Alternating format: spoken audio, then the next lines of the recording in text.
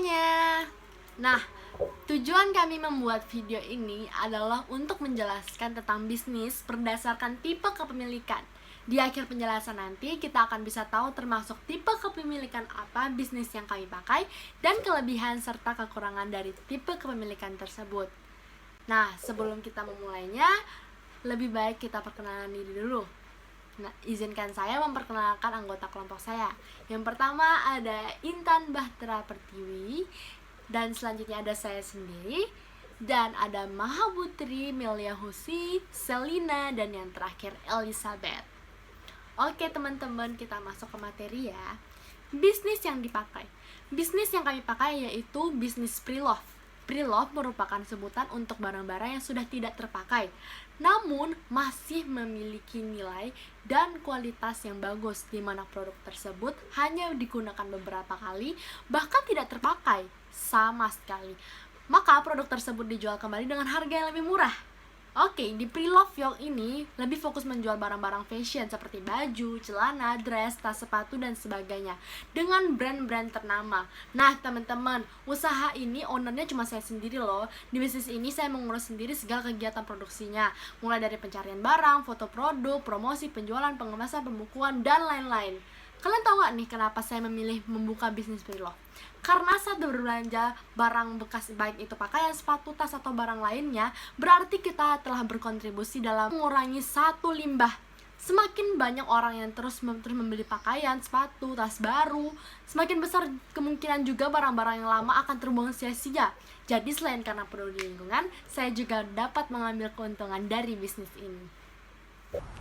Nah, teman-teman, dari usaha pre-love tersebut termasuk dalam tipe kepemilikan perusahaan perseorangan atau yang lebih kita kenal dengan sole proprietorship, di mana perusahaan perseorangan ini merupakan suatu perusahaan yang dimiliki oleh suatu orang yang bertanggung jawab penuh atas jalannya usaha.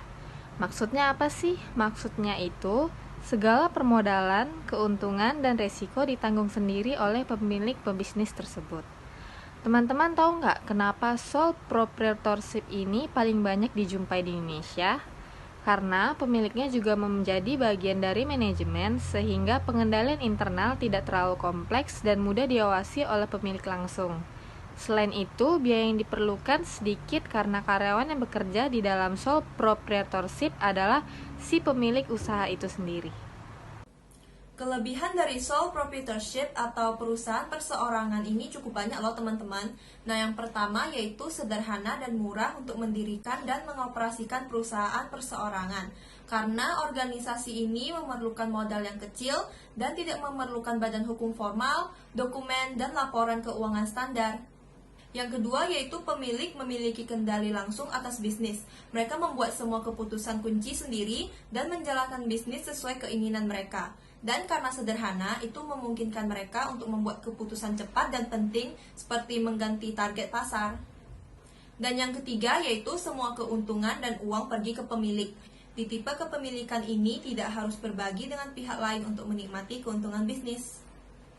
Selanjutnya teman-teman, yang keempat, yaitu bisnis memiliki lebih sedikit regulasi dan peraturan daripada jenis organisasi lainnya.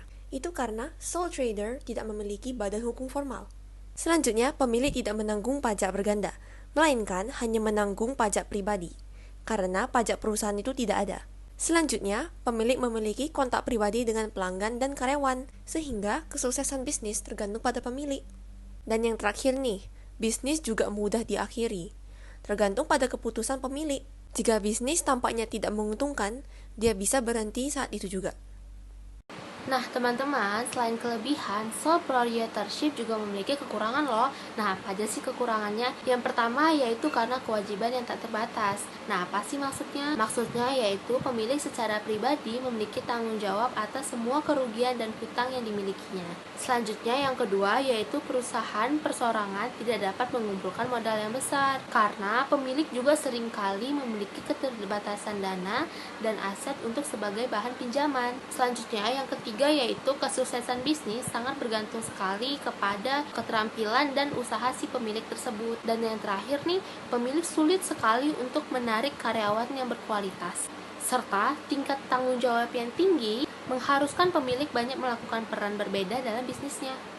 Sekian hasil diskusi dari kami mengenai penjelasan tentang bisnis berdasarkan tipe kepemilikan. Mohon maaf jika ada salah kata, baik disengaja maupun tidak. Sampai jumpa kembali teman-teman.